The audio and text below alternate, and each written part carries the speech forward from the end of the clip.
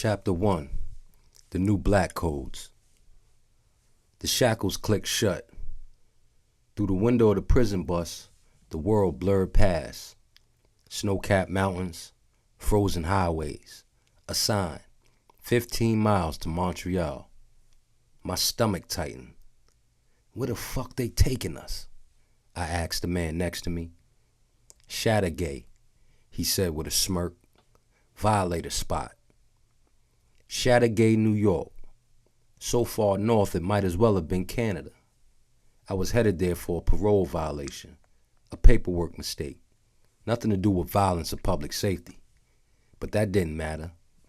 Once you're marked, any excuse is good enough to pull you back in. Same system, new shackles. In 1865, the Civil War ended, the Confederacy collapsed, and 4 million enslaved black people were declared free on paper.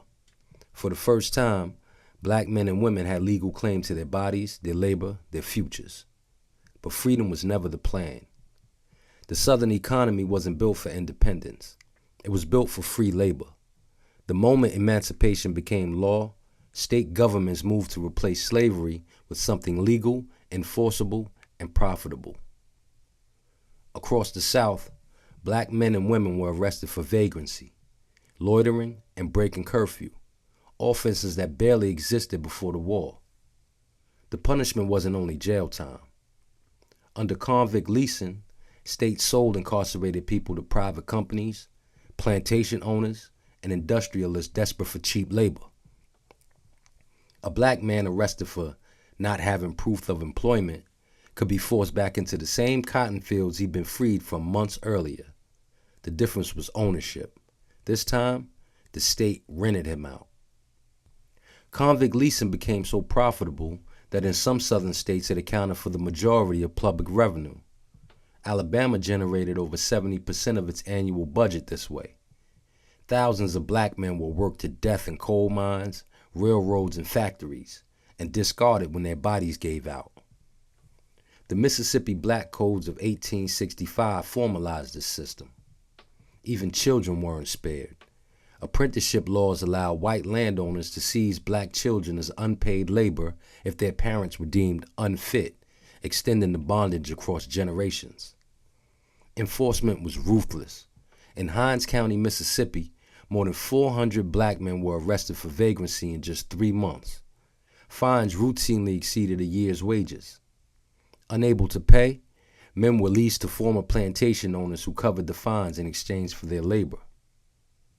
Conditions were often worse than slavery. One Mississippi planter explained the math plainly.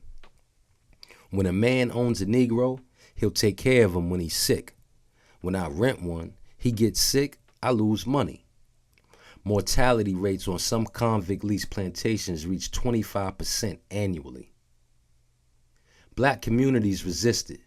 Freed people organized collective labor agreements, refusing exploitative individual contracts.